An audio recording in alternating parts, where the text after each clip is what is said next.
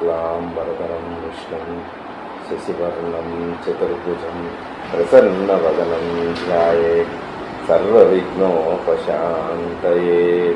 व्यासाय विष्णुरूपाय व्यासरूपाय विष्णवे नमो वै ब्रह्मनिधये वासिष्ठाय नमो नमः। लक्ष्मीं क्षीरसमुद्रराजतनयां श्रीरङ्गदामेश्वरीं दासीभूतसमस्तदेववनितां लोकैकदीपाङ्कुरां श्रीमन्मन्दकटाक्षलब्धविभव ब्रह्मेन्द्रगङ्गाधरां वां त्रैलोक्यकुटुम्बिनीं सरसिजां वन्दे मुकुन्दप्रियां।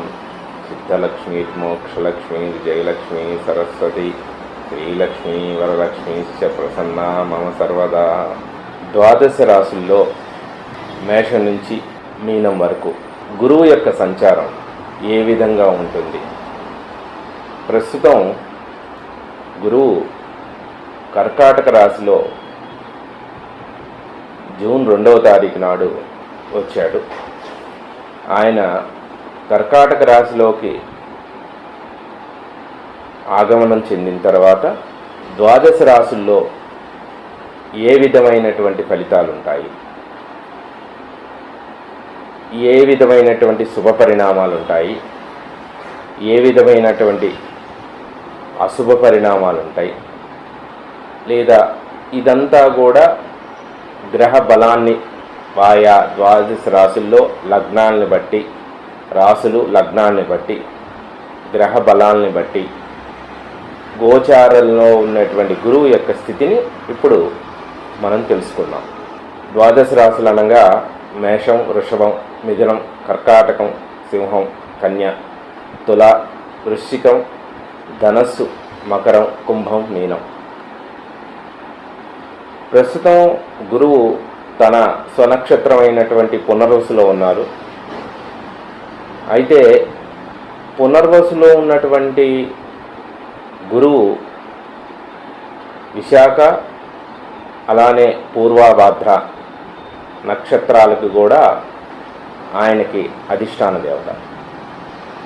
కాబట్టి ప్రస్తుతం మిథున రాశి వారికి గురువు సప్తమ దశమాధిపతి ఉచ్చలో బట్టి ద్వితీయ స్థానంలో ఉన్నారు. మిథున రాశి వారికి గురువు 2వ ఇంట్లో రావటం విశేష యోగం. ఉచ్చస్థానంలో ఉండటం వల్ల వివాహం అవ్వాల్సినటువంటి వారికి వివాహ యోగం పడుతుంది. అట్లానే దశమ స్థానంలో వృత్తి విషయంలో అనుగ్రహం బాగుంటుంది. సంపాదన అంటే ప్రమోషన్ అలాంటివి రావాలనుకున్న ఆలస్యం ఏమన్నా ఉంటే ఈ గురువు మార్పు జరగటం వల్ల వృత్తి విషయంలో సంచలనమైన మార్పు జరుగుతుంది. అది ప్రమోషన్లో అయినా జరగవచ్చు, డిపార్ట్మెంట్ విషయంలో మార్పు అయినా జరగవచ్చు, కంపెనీ అయినా మారవచ్చు. అలానే విదేశాలకు వెళ్ళాల్సినటువంటి వాళ్ళు మిథున రాశి వారైతే విదేశాల ప్రయత్నం చేస్తున్న వారంతా కూడా ఈ గురు మార్పు వల్ల డిసెంబర్ లోపల విదేశీ యోగం పట్టేటువంటి అవకాశం అనేటువంటిది ఉంది.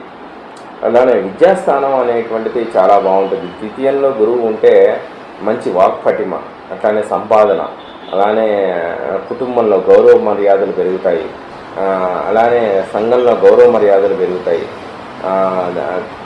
అలానే విశేషించి స్త్రీల యందు అలానే స్త్రీల యందు కానీ ప్రత్యేకమైన స్త్రీలు కుటుంబంలో విశేషించి గౌరవ మర్యాదలు పెంచుకునే స్థితిలో నలుగురి మధ్యలో గొప్పగా బతికే అవకాశం ఉంటుంది. ఇక గురువు సప్తమ స్థానాధిపతి కాబట్టి ఆడవారికి కానీ మగవారికి కానీ ఉచ్చస్థానంలో గురువు ద్వితీయంలో పడటం వల్ల, ప్రత్యేకించి పుష్యమి నక్షత్రంలో గురువు వచ్చిన సందర్భంలో ఆలస్య వివాహం జరిగిన వాళ్ళందరికీ కూడా వివాహ యోగం పడుతుంది. సంతాన యోగం కూడా అనుగ్రహం ఉంటుంది. అయితే సంతానం విషయంలో అసంకల్పితంగా సంతానం అంటే ఆలస్యంగా సంతానం అంటే వివాహం అయ్యి ఒక 5-6 ఏళ్ళు అయిన తర్వాత కూడా సంతానం జరగకపోయిన వాళ్ళకి, మిథున రాశి వాళ్ళకి ప్రత్యేకించి అసంకల్పితంగా సంతాన యోగం పట్టేటువంటి పరిస్థితి ఏర్పడుతుంది.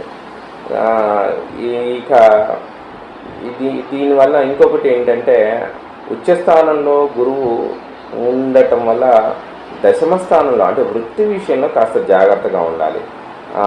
ఏమరపాటుగా ఉన్నా కూడా ఒక్కొక్కసారి సందర్భంలో కంపెనీలు మారాల్సి వచ్చే అవకాశం ఉంటుంది షార్ట్ టర్మ్ విషయంలో.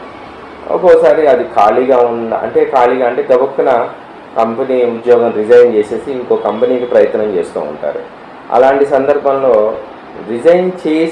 కంపెనీకి రిజైన్ చేసేసి హోల్డ్లో అంటే కొంతకాలం గ్యాప్ తీసుకోవాల్సి వచ్చే పరిస్థితి ఏర్పడుతుంది.